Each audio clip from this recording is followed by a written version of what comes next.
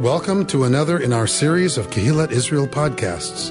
This is a recording of Rabbi Amy Bernstein's weekly Friday morning Torah study.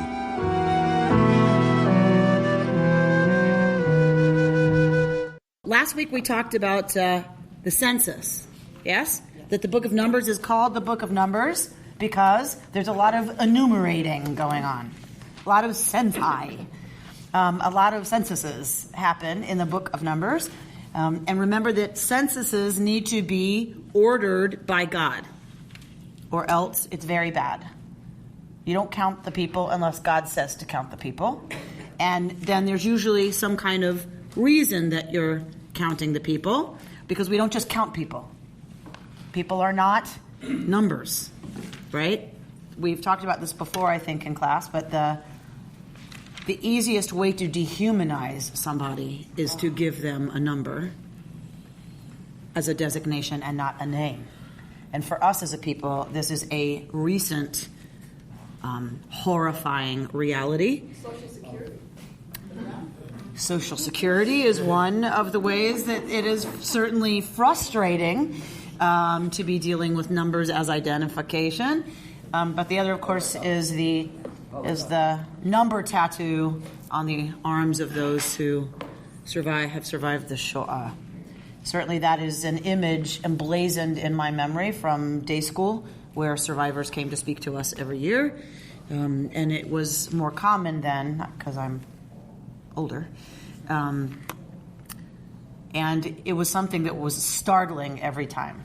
And if you saw it by accident, it was startling. And then if someone was coming to speak about it, it was really, you almost had to avert your eyes because you're just drawn to that number. Because it symbolizes the absolute horror of turning people into objects. And so Torah seems already very aware that you don't do that. And so if you're going to number the people in any way, it has to be done very carefully, and it's part of a sacred endeavor. Even if it means going to war, right? That was a sacred endeavor in ancient Israel, and in our founding narratives, there's no separating, right? The civil and the religious when you're talking about a nation state with God as king.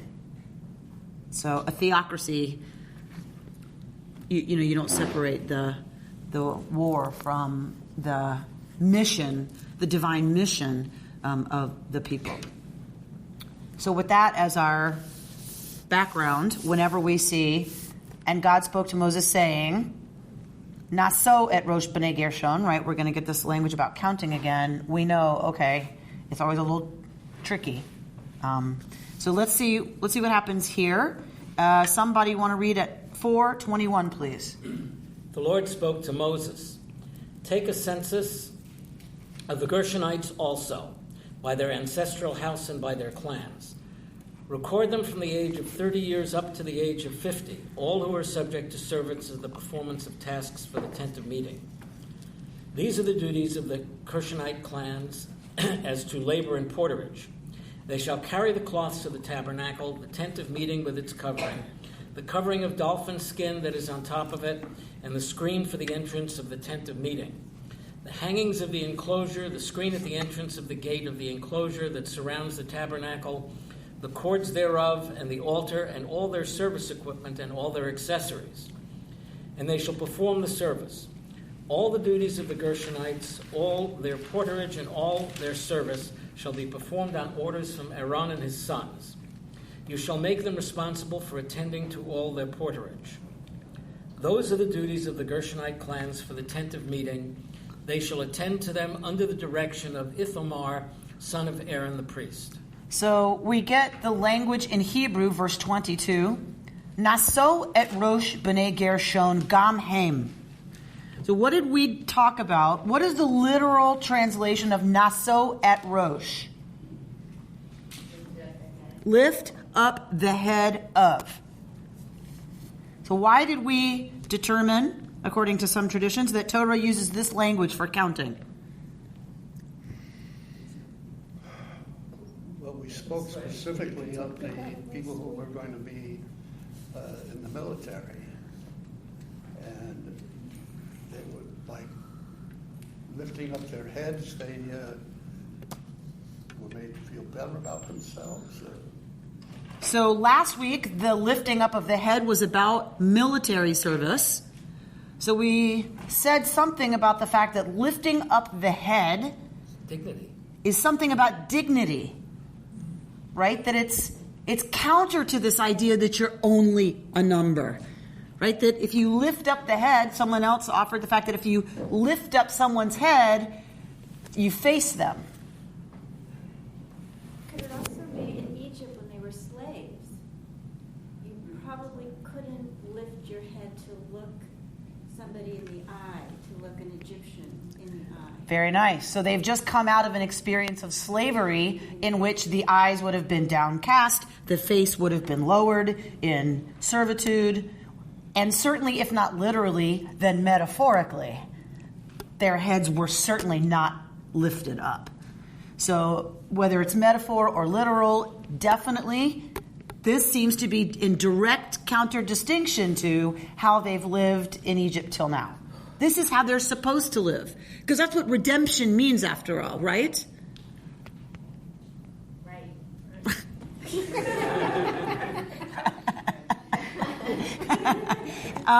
Right. So she's obviously going somewhere with this. She wants to go somewhere.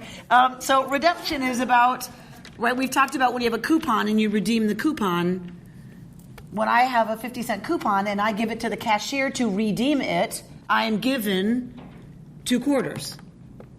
The piece of paper was never meant to be a piece of paper. It was meant to be 2 quarters all along, right? So when it's redeemed, it becomes what it was supposed to be all along.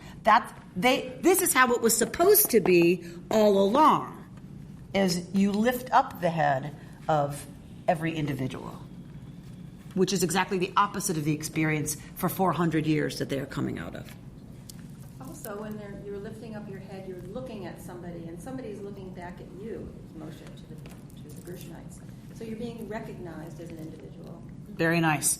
When I lift up my head, if somebody's counting, then they're looking at me, I'm looking at them, right? That there is contact. There is a dignity to that. There is a recognition that I am someone, right? Each of us, our faces are unique, and we are seen in that moment by the person counting, right? So all of this language that we tend to just skip over when we read the translation is deeply, deeply meaningful for the rabbis. The Sfat Emet has a whole piece on this about what it means to lift up the head and what it means to count, that I count.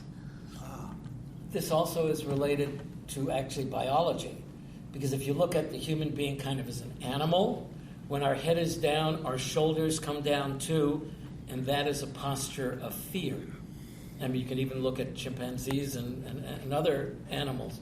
You know, when you're kind of down like that, you're in fear. And when your head is lifted up, your whole body is in a more powerful position. So to me, the roots of this, it's not just custom. It goes way back probably into our biology. You can see it in animals. Yeah, and they say, have you heard about this thing that you're supposed to do, this power pose, the victory pose?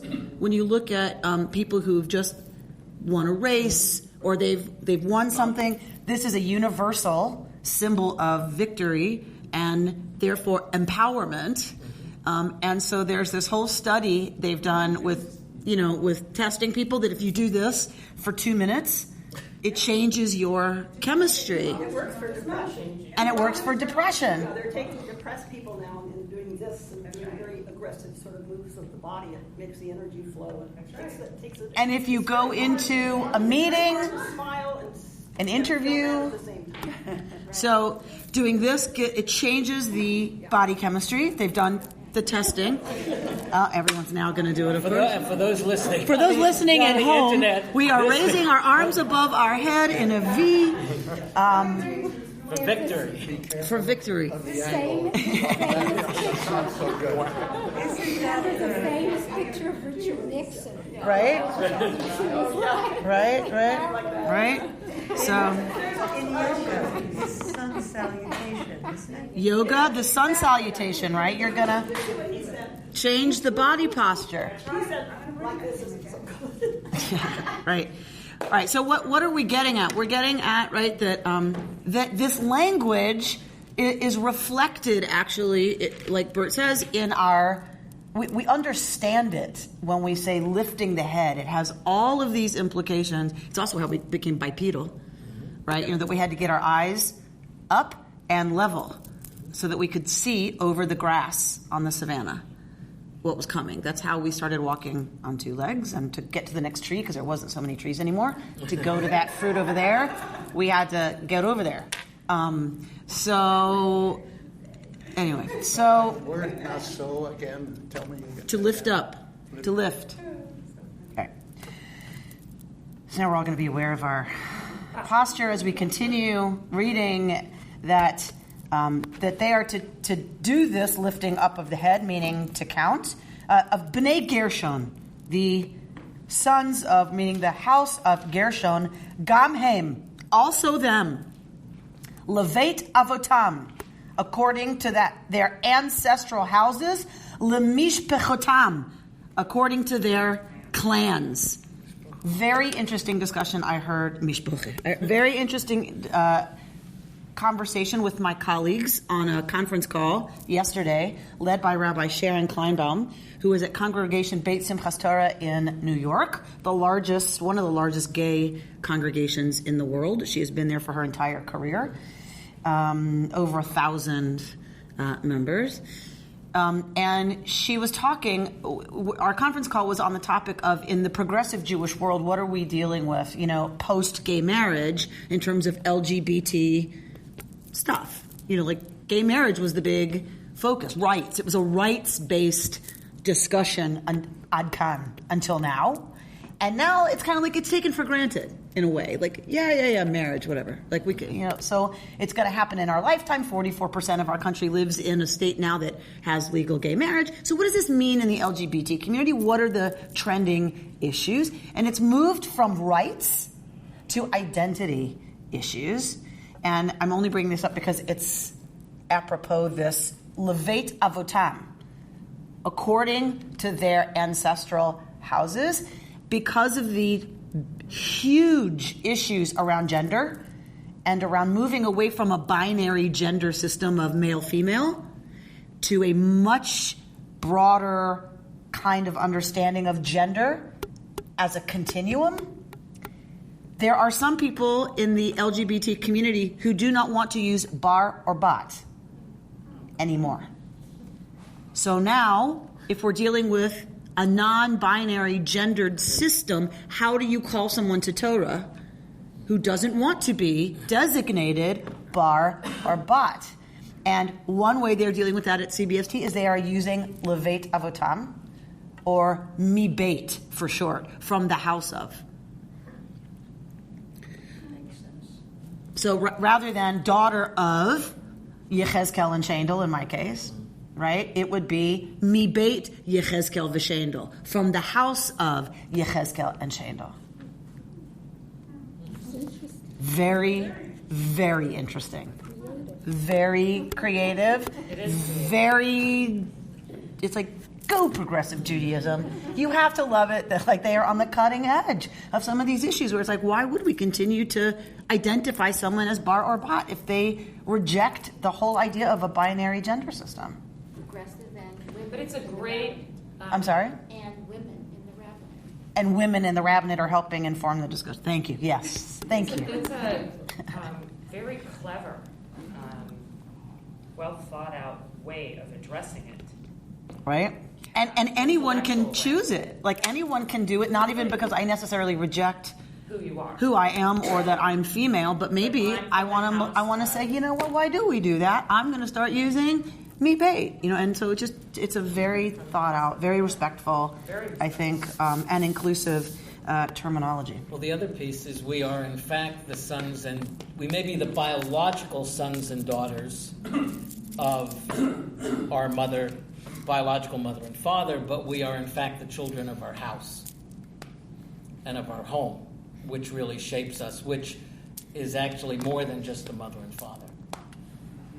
and is more than biological relationship. Right. So we really, But I truly... mean, regardless of whether it's bat or bar, the idea of saying, Right. I come from the home of, Right? is a much broader thing about where I am based, as opposed to just these two individuals. Right. And I think the other thing it affects or does is when somebody is a convert, they are bar or bat, Avraham v'Sarah. Now, there is nobody who considers themselves now the daughter of Abraham and Sarah. I mean, I still have my parents, and I said, I mean, and how many generations ago was Abraham and Sarah? I mean, I get the meaning. I'm not making an light in any way of the meaning of it, but it's always felt a little forced to me, right? Like, but if it were mi beit Avraham v'Sarah, now that feels much more like,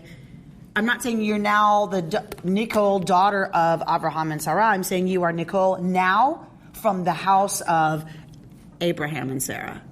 That seems much more accurate, you know what I mean, a designation than son of them now. But, Rabbi, how do you avoid having to mention the person who is a male or female? If you're from the house of, is it the house of your father or the house of your mother? Both. Both.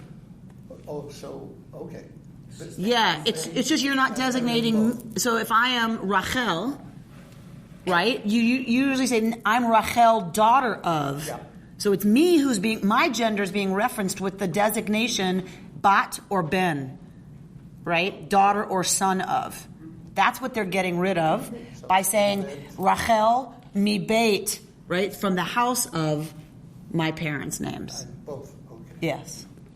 It also references the fact that you're not just the child of a mother and a father, but there's the aunts and the uncles and the ancestors and everybody else that came before. Right. And that, I think, is a much richer, textured, nuanced way that is, I think what Bert was saying is that we all really are influenced by all of that you just mentioned. And that's from the house of, meaning there's other people in the house, right? And there's generations before that. And I think that is that's a good point, that it represents so much more in terms of who that encompasses. Sarah? Can you But there is still the fact that you're using the name Rachel, which is a female name. Mm-hmm. And that's worth a lot. So I guess you open one door in addition to the door that's already been opened. And some people change their name. Some people choose their Hebrew Their bar name. mitzvah or bar Some mitzvah? people, no, not if they're bar and bat mitzvah, but I'm talking about when That's they're, what you're talking no, about. I'm talking about when they get called to Torah as adults in the synagogue. I was having difficulty with it at bar mitzvah. So it'd be interesting, what if we did move to mi beit instead of ben or bat altogether? Then at bar and bat mitzvah, you would call them to Torah as from the house of. Everybody could be designated Their that way. name. Yeah, Your your name, Sarah, mi beit, and your parents' names. From the house of. I'm getting around it. Can you explain the difference between the ancestral house and the clans? I think it's a hierarchy. So Well, it says here avotam and lemishpachotam. yeah, so there's different levels, right? So the smallest unit is the mishpacha, is the clan. That's the smallest unit in the ancient Near East. Now, that's not what we consider a family. That's what they consider a family. Is your mishpacha. But it's bigger than what we consider a family. 100%. Because this is a new idea. The nuclear family is a brand new idea in the world. If you ask me, the world's largest failed experiment. You So mean how many people- immediate family is the world's largest failed experiment? Okay. Yeah, like this idea that family equals parents and their children. That's a functioning family unit, to me, is a failed social experiment. I wish we'd see it already and move on. right, to living To open it- in to open larger it up to larger groups. Correct. That to put that much stress on the pair bond between the generally mother and father, or whoever that generation is that is reproducing, to put all that pressure on that pair bond, it's not working. And how do we know this? The 52% divorce rate. It's too much pressure, a lot of social scientists are saying, on that one relationship, because now you are everything to one another. You are best friends, you are co-workers, you are dividing the labor in the house, you are co-parents, you are then supposed to be, lovers in there. You're each other's confidant, you're each other's, so it's so much to put on two people that are of the generation where they're producing. Not just people, but they are the ones in charge of earning the living, whatever that means, right? In subsistence technology times, that meant somebody's either farming or herding or whatever, and other people are repairing and sharpening and cooking and healing. There's a generation that's busy doing that. They are, for the rest of human history, supported by the elders who watched the children while the other people produced and or were schooling, right, people. They were the ones governing. The elders governed, right? They were charged with the macro and to a large extent, and a lot of real caregiving. And then it freed up that generation that was producing.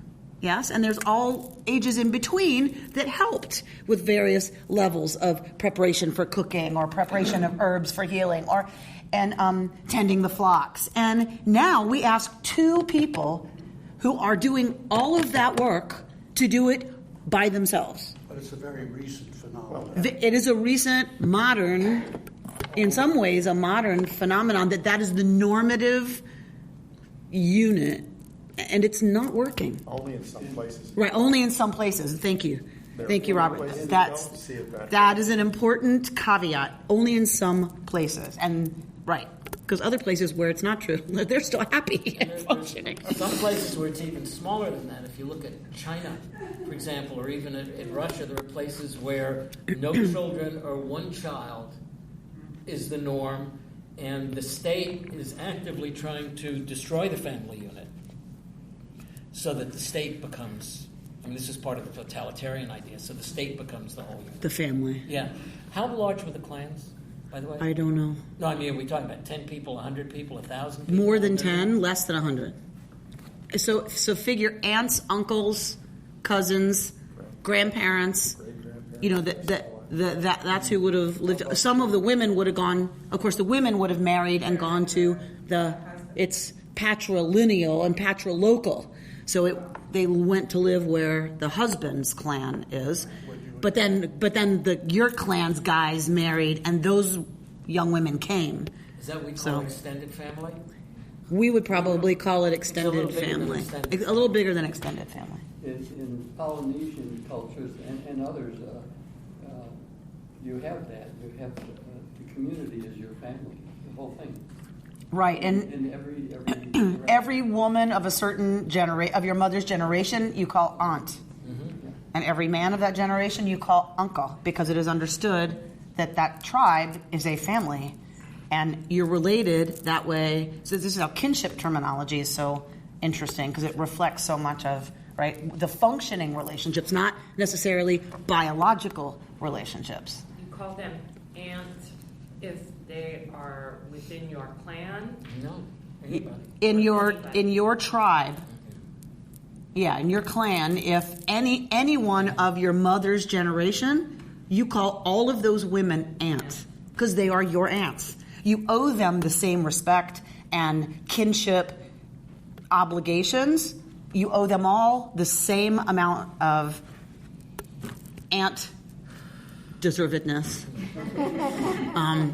Whether they are your aunt respect, whether they are your biological aunt or not. Now, I'm sure that had problems too, though, because the competition between different aunts to high in the hierarchy or something. So nothing's perfect. No, I'm not suggesting it's perfect. I'm saying it's just interesting always for us to challenge our own ethnocentric, position that this is normative. that only my parents' biological siblings are my aunts or uncles, right? It's just another. So when, like, back in the day in Ethiopia... Back in the day? Back when? Yeah. In Ethiopia were clans... I mean, I think clans are still probably important somewhat in Ethiopia, but it's changed a lot. Like, when you read that book, I forget the... Cutting for Stone? Yeah. No, but I read that too. Yeah, that as well. But the woman, the female, the raping and they did it, and she went on to be The Red Tent? Dina? No, I know the one you're talking about. Hershey Ali. Hershey Ali. That lady. Okay. That in those times, Anna Hershey Ali. Do you know? She's the one who they wouldn't let speak at a commencement. She wasn't allowed to speak at a commencement because she was going to say, because of, at Brandeis, of all places, that she had written a book about female genital mutilation. Yes. And that's how she's very anti-Islam. Women are treated in Islam. Okay. And because there were a bunch of students at Brandeis who said, well, this is somebody who's going to say things against Islam, we shouldn't let her speak. Okay. So what is your point about her? Yeah, well, if you read the book, the history there is so heavy clan-based. Right. And everything is, this is so-and, daughter of the clan, but it seemed like the clan was much larger than 100 from back when in these times in this book. Right. So you know, always when we're using kinship terminology, you have to understand the culture to know what clan means. Right? You have to know for them what that means. I don't know, right, what clan in Ethiopia means, right? I know what it means biblically. I know what in the ancient Near East it meant. Well, sort of. I mean, I'd have to go check my facts. So please please go check my facts. It's no different than the word family meaning different. Correct. Correct. All All right. So anyway. So why am I talking about all this tabernacle stuff? And they need to remind themselves again of everything that they were... Okay, so Laura brings us back to the text.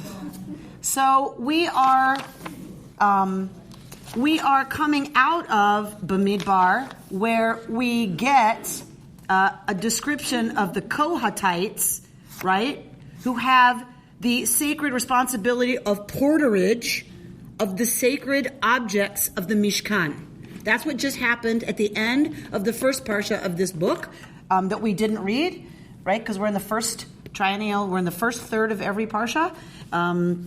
So Kohat his clan gets that responsibility, which is also, of course, a sacred privilege, a dangerous privilege, but a privilege nonetheless. So now, right after that, after we get the instructions of how it is Kohat is to safely carry that stuff, Aaron and his sons are the only ones allowed to have direct contact, right? They are the only ones with the nuclear protection suits. So they are the only ones who can touch it. They cover all that stuff. Then the Kohathites go in and get it to carry it. So we're told about all of that. And then the next sentence, which is the beginning of our parsha, God speaks to Moshe and says, take a census of the Gershonites also. So why? Now, Laura, why would it say the Gershonites also? Because they are going to be carrying the tabernacle. So they're going to be doing important work too. They got kind of bumped by the Kohathites, right? In terms of the Kohathites are getting like all this amazing business, right? And who's the firstborn? Gershon. So it's interesting, right? So there's some tension, speaking of tensions, right, between clans. There's clearly tension between the clan of the firstborn Gershon, who is not listed first and is not given the porterage of the most sacred stuff. So an interesting remnant here of some of that business. Whether we believe there was actually a Mishkan or not, We do see a lot of this as evidence of tension between clans. Both the Moses-Aaron business, the Mushite clans and the Aaronid clans, right? We see the northern tribes and the southern tribes, the Leah tribes and the Rachel tribes, right? There's lots of, if you look and you mine these stories for relational things, you can find them everywhere. And this is probably some of that. That even in retrojecting, let's say it's mythology, and they're retrojecting in the desert, this is what they're retrojecting the tensions that are extant still in their memory, in their historical memory. Okay, so we're getting the Gershonites also by their ancestral houses, by their clans, record them from the age of 30 years to the age of 50. Why? Because this is the age that they are obligated to serve the Mishkan. From 30 to 50. You don't want folks older than that schlepping heavy stuff. It's just not fair. That's not fair to ask them to do that. Why would you do that? And anyone younger than that might mess it up. Well, it might be called to service to military. This is not military. No, this is, yeah. But somebody under 30 would qualify. Not for the Levites. So they have all that time off until they get to be 30. Correct. Do nothing else. Correct. They are wearing tie-dye and hiking in India, finding themselves. No, so they presumably they are training, right? They're learning the many, many, many, many ins and outs of what it means to do this correctly. And doing all the things one has to do. And they're making babies. And they're making babies. And they're raising those babies. And they're tending their flocks. Right? All those things that you had to do. And they have these internships. And then they have the internship. Yeah, good, Ruben. For 20 years, right? And they're surviving. 30 was not a young person. But you know something, the brain doesn't really, especially men, fully develop until the late 50s?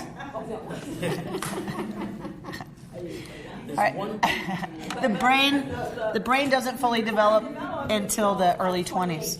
So, 28? On Wow. a physiological basis, that makes some sense. Let them wear tie-dye and Don't tell that right. teenager who knows everything. Yeah, right. So are we assuming right. Are we assuming that everybody lives to a ripe old age, like Abraham and Sarah and so forth? Certainly. 30 to 50 is not a very. I mean, I don't think people live past 50, but I don't know. So so this is a very interesting question that you bring up. It happens a lot. First of all, the pre-Diluvian ages are way big. This is in every ancient Near Eastern culture, by the way. Pre-Diluvian, huge. 600, Noah was 600, and post-Diluvian, post-flood narratives, always much shorter. So even in Torah, we get the extension of, Moshe's life to 120, which is mythological, but not quite as mythological as 680, whatever. So the question always comes up when we talk about the ages here. We have to deal with the fact that Moshe lives to 120, so 50 is not even middle-aged. But I think that's not understood to be normative necessarily, even in these narratives. But whatever. The question always comes up. So in the ancient world that we're dealing with, what would have been really, forget what they're writing, what would have been really the age that they lived to? So a lot of times you'll hear people say things like, well, in the ancient world, people didn't live much past 40. You hear that a lot.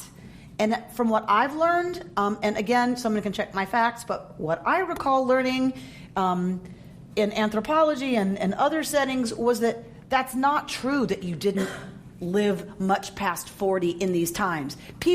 Most people, if you made it to the age of 5, This is still true in the developing world. If you make it to the age of 5, you're likely to live. But half die before the age of 5.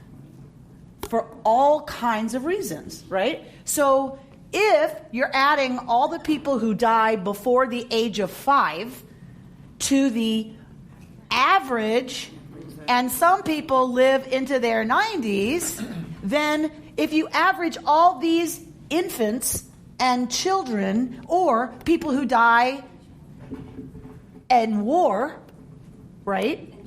And childbirth, so you're talking their 20s and 30s, you add all those numbers, all those people, to the people who lived well into their older years, and you average it, you get 40. That is not helpful, all right? That is the average age, the average lifespan was 40. No. If you average who lived when, yes, you get 40. That is completely irrelevant, generally, to the discussion. If you survived childhood and you survived your war age and childbirth, you were pretty likely to live into your 80s. If you didn't die of something else, right? And life was hard. I'm not saying everybody normative, but it was not unheard of for people to be old. When we read about King David, he's old. He's an old man, right? It's not unheard of. He had an easy life. He had good nutrition, right? He survived the military campaigns and then went home to live in a lovely, palace. He lives into his 80s or whatever. So I think we just need to keep that in mind, Margot, when we're asking what was the average lifespan. Now, lots of stuff happened to people. It was common. You got run over by something, or you were invaded and dead now. So it's not that it was uncommon to die young, but it isn't because people back then just didn't live long if they were left alone. If they were left alone and given good nutrition, they lived healthy lives. Talking about averages that way is obviously statistically very sloppy, but you do have sort of a secular rise in life expectancy at birth, not just the distinction between life expectancy at 0 and life expectancy at 5, but I think that it's probably fair to say that life expectancy, if you made it to 5, was probably in the upper 50s or 60s. It certainly wouldn't have been 90. I mean, not even our life expectancy is 90. Right. Okay. Our life expectancy is in the upper 70s. It's declining in Russia. It's down into the low 60s in Russia now. Life expectancy? Yeah, life expectancy in the Soviet Union in Russia is going down. Partly because of just really poor health and It's the vodka. When I lived there, we had an expression: Russian men commit suicide with a fork, a spoon, and a match. No, it's fork, and glass, and a match. All right. So the reason I bring it up is because so Richard is the mathematical genius in the room, is completely right that life expectancy wasn't that you would live to a ripe old age, right? Because of all of the ways one could die. However, when one looks at a 50-year-old, one shouldn't assume that they're about to keel over, because most people lived until their 40s. That was my only point that I went on far too long about. Okay, so Laura keeps looking at me like, is she ever going to get back to the text? So, in B'Shem Pam, right? In the name of Pam, you bring us back to the text. All right, so we're going to get from Gershon. What does Gershon do? Carry the screens and the cloths and porterage of screens and cloths. cords. So this is what actually makes the Mishkan, right? It's the outer layer of the Mishkan, right? The big, huge coverings that make the tent, the actual tent of the Mishkan. So if you're in the Mishkan, and you're looking up, what do you see?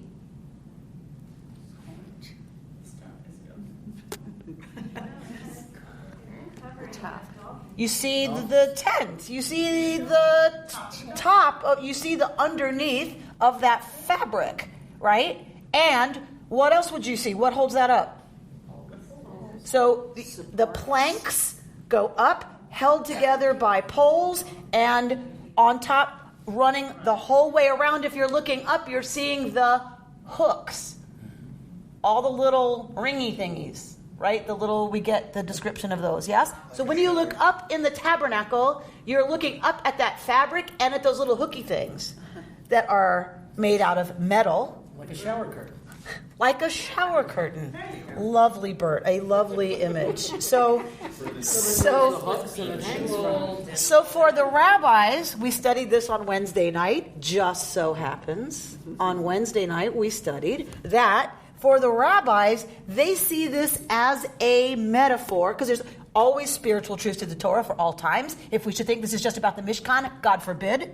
We are staying at the very pshat, very simple, shallow level. Not that Torah is shallow, God forbid, but there's a much deeper, richer, spiritual, secret meaning to this text, of course. And that is that when you're talking about the Gershonites, you're talking about a certain type of person, a certain spiritual approach. And that is someone who sees the firmament, sees the sky and the stars. And what is our reaction when we really see the sky and the stars? Awe. Wonderful, Sarah. Awe. Yir'ah in Hebrew, which is also attached to what word in English that we would use? Fear. Fear.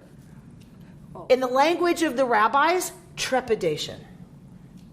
This is what it means by Gershon carried the curtain, the coverings, is that this is the spiritual type that is always approaching things from a place of trepidation. Now, that must mean that there's another type. Somebody want to read at 29?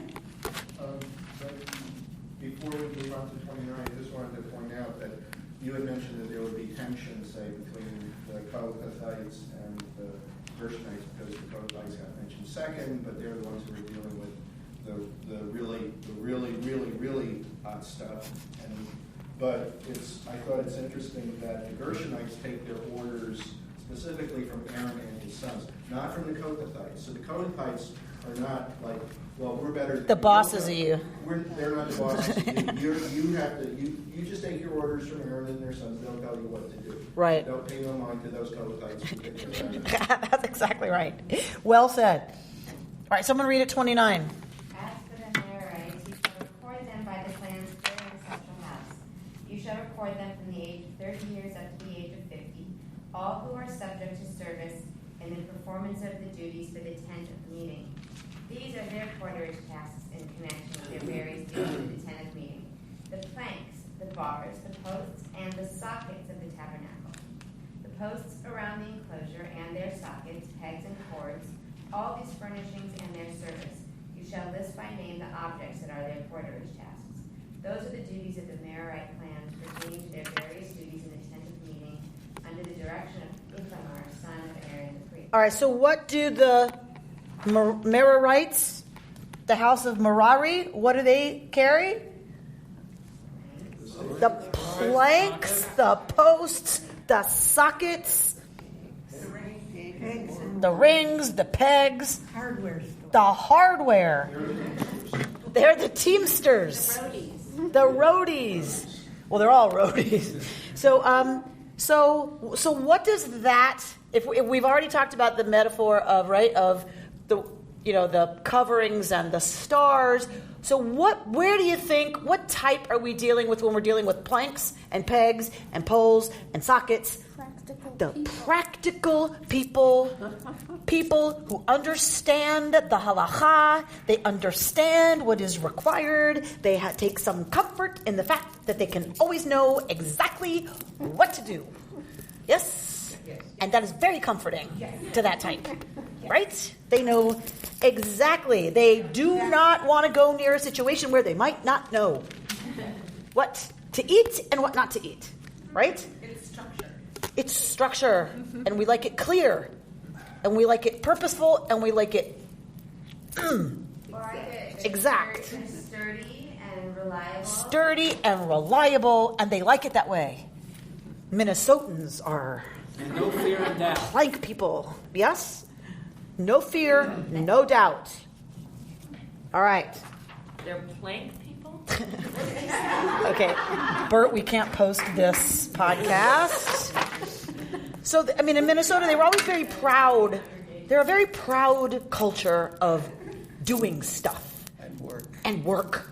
And I'll shovel my driveway, and I did it in an hour and not 3 hours, right? So there's this they're hardy. They are very proud of being hardy and getting it done.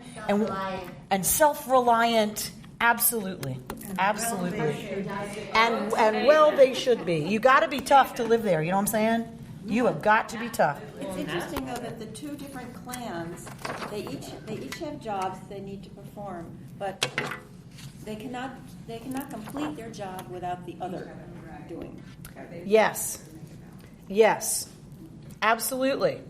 So what we didn't read was Kohat from the last Parsha.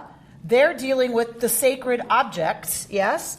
But the other thing that they carry, or that Kohat carries, is the ark.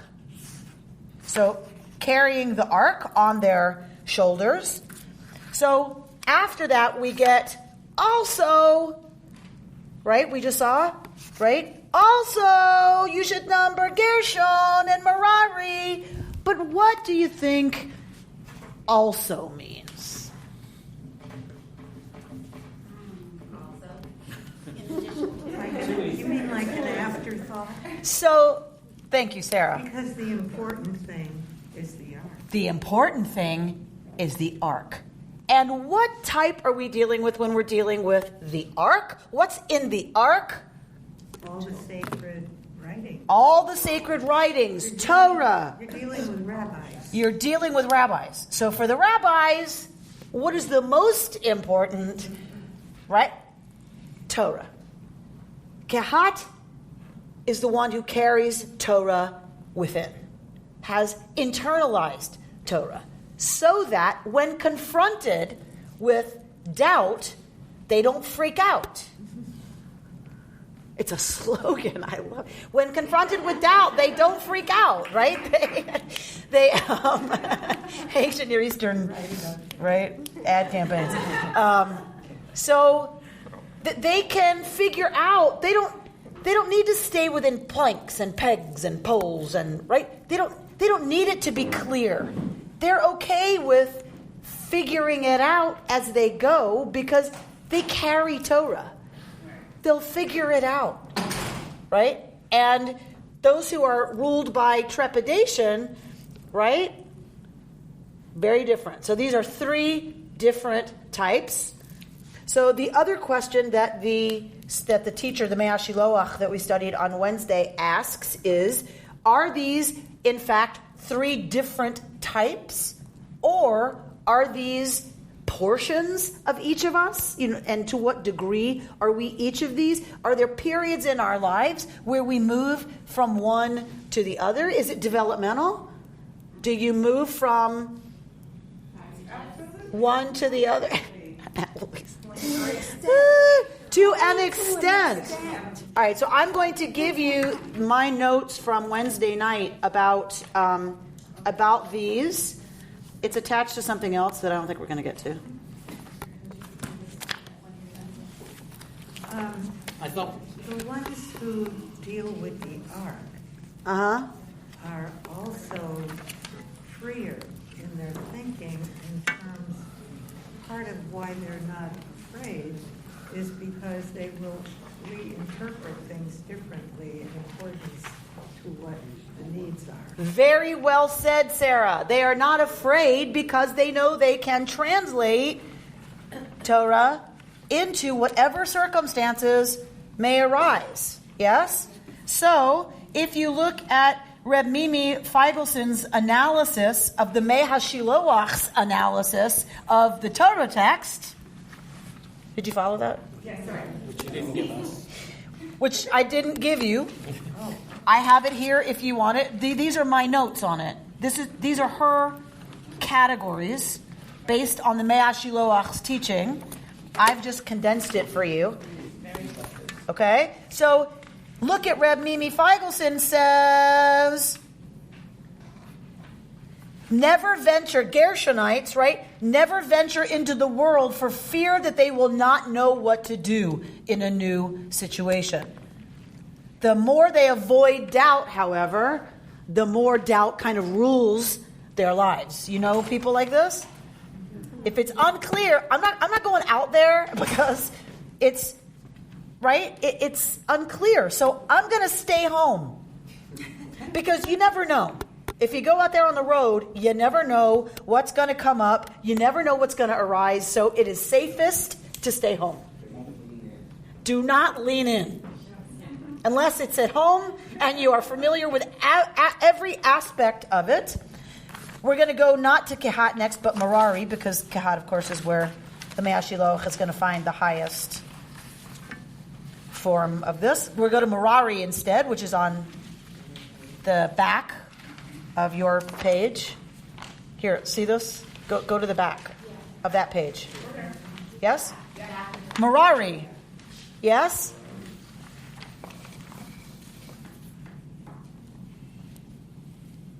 They'll go on a trip, but they're going to go on a trip where everything is taken care of. Every hotel you stay in is going to be a kosher hotel.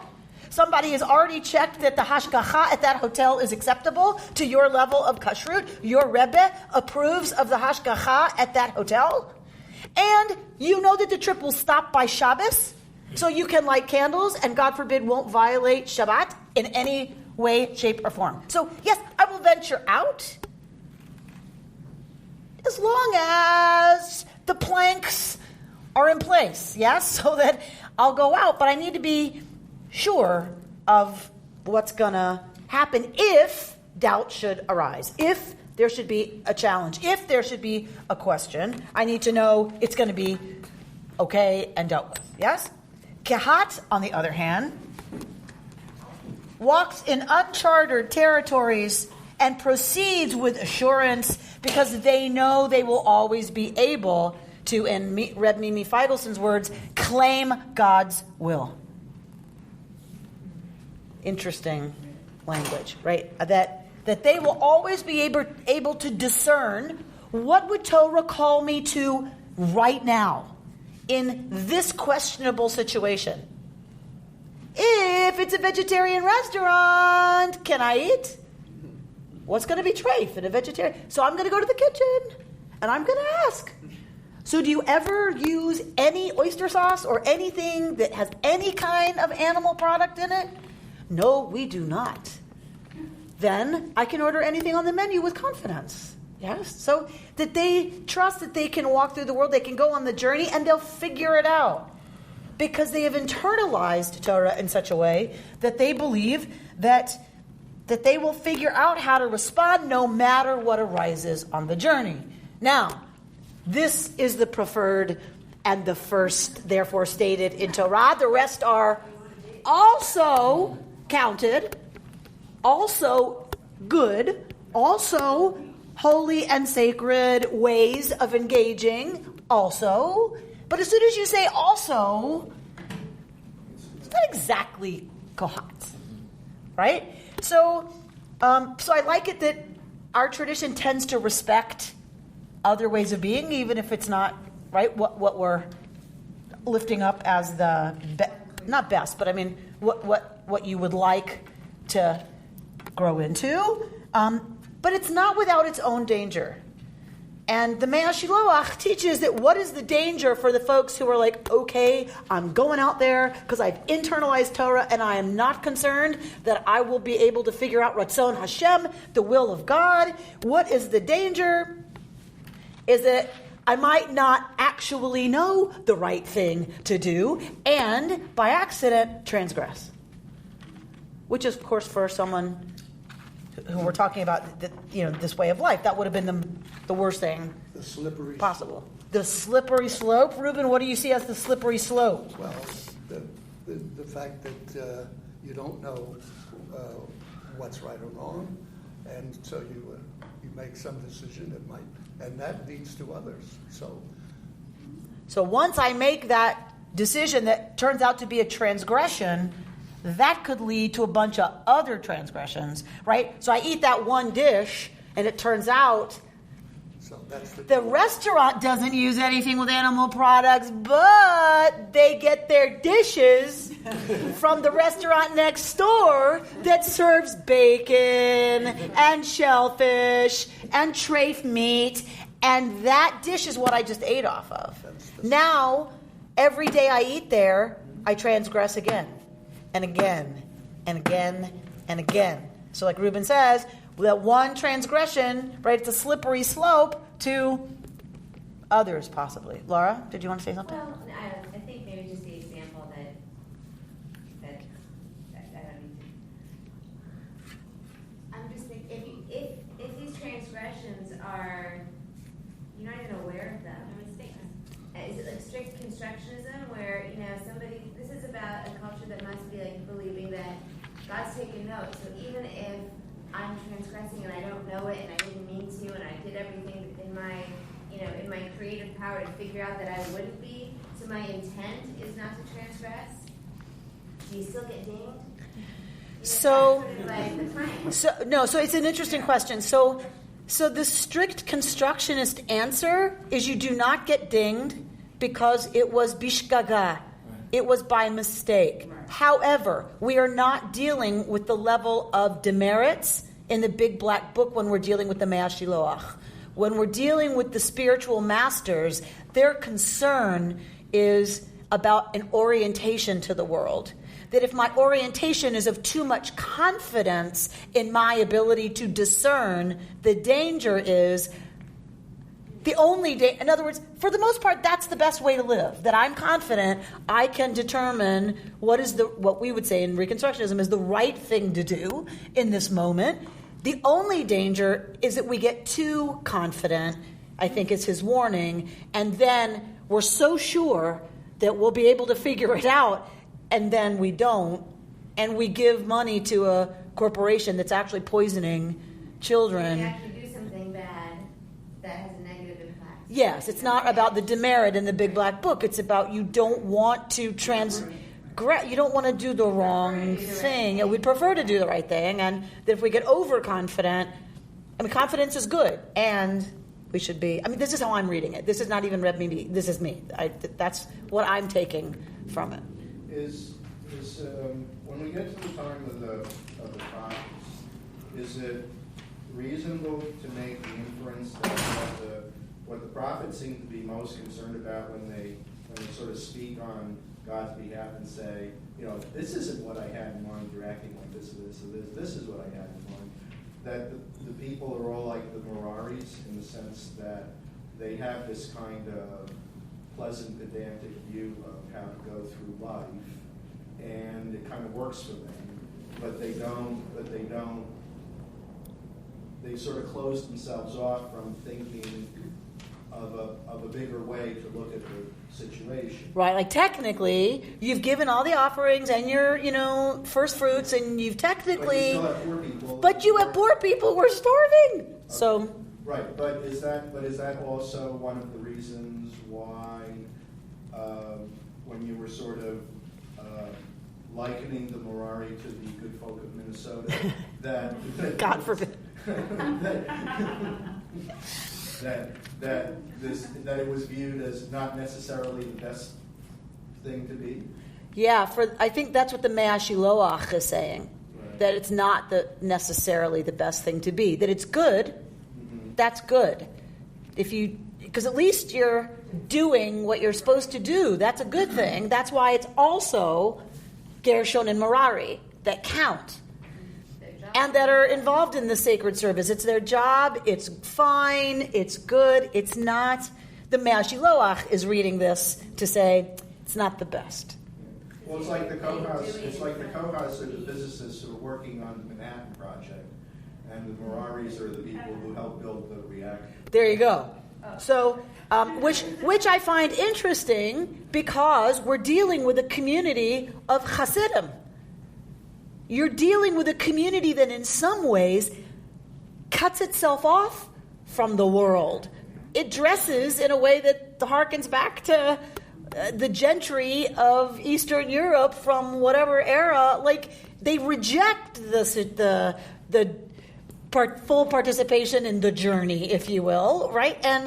And so for the Mea Shiloach to be writing that the planks, that the Merari are not paradigmatically the best you should be is interesting and in some ways revolutionary, right? To say, yes, we can lock ourselves in our yeshivas and stay in our borough, of New York and never leave. And that's how a lot of people in that community think is the best way to live, and that's how you should live. And yet here comes the Mea Shiloach to say, but that's not the best.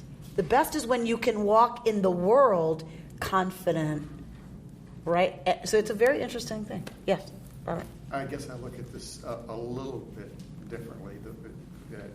And this kind of assessment, I think, has been done many times by sociologists and whatever. If you had a world full of Kohats, this would not work. 100%. Okay. So, the other way to look at it is you need a whole bunch of different types of people to make the world go round as effectively as it can. Correct. And the Rebbe is teaching students that don't want to be the rest of the world. So yes. Also, Gershon and Merari. Also, they're necessary, 100%. Mea Shiloach is talking to the elite group of students that you want to be a professor like me, not a butcher. Right. But in reality, But we need butchers. We all need butchers. Nothing wrong with butchers. Also, Gershon and Merari. Nothing wrong with butchers, right? And he's not. But you really want to be a professor. But you really want to be a professor like me. Exactly. We get that in college a lot. Right, Sarah? I think I was very touched by your example of the Manhattan Project, because the Kahat could be the ones who decide whether this is good for humanity or not, and whether it should go at all, right? So I think the beautiful part about the Kahats is that they are the most adaptable, because they're thinking, how can we do this or that to make it work well, and so on. But the danger is that they can be Luftmenschen. And what does that mean? People who are living up in the air and are not aware of the concrete implication happen and could interfere. No feet on it. So that's the danger, is that they'll think they know what the right thing to do is, so they build they have the reactor built because we can do this, and we know everything. And because we know everything, right? And so the danger is, we didn't think through, should we? That's the danger. And then we've built it, now it exists, and now what are we going to do? Isn't it fair to say that there is a danger in any one of these characteristics, or I don't mean individual, but I mean what characterizes a client, that they won't deviate from, or whatever that gestalt is, there's going to be some danger in there. So none of them is perfect. None of them are perfect, 100%. And so I think the only place I would parse that a little bit is the only place I think Reb Mimi sees danger is in Kehat. It's less perfect to be Gershon or Merari, because if you just stay home or you only go on an organized trip, there's a built-in limitation, and that it's safer. There's this built-in limitation, and he does see that, I think, as a limitation. It's not a danger. I mean, I guess extended far enough it could be, but it's certainly a limitation. Kehat has the ability to move past limitation into more fullness of expression, and that leads to danger. Right? There's an opening to danger there. And you had earlier mentioned something, an insight of yours that we didn't really pursue yet. not only are these three different types of people, but there are also three different aspects of ourselves that we all participate in greater or lesser degree to different combinations of these three types, and the proportions are changing almost minute by minute. Some days we feel brave, some days we don't feel brave. Some days we think we know what to do, some days we don't think aren't quite sure. Some days we're absolutely certain that for this one thing, we're going to be obsessive about doing that right. And then there are a whole bunch of other things that, we'll just see what happens. And so it's constantly changing. Mm-hmm. We just have to be aware. We just have to be present to who we are. That's all. That's all. Richard says that's all we have to do is just be present to who we are. Figure out exactly what's going on for me in this moment, so that I know best how to mitigate, right? What the restrictions or limitations or dangers are of my particular orientation spiritually at the moment, and then it's all good. Then it's all good. You've been listening to Rabbi Amy Bernstein's Friday morning Torah study from Kehillat Israel in Pacific Palisades, California. For more information, go to our website, www.ourki.org.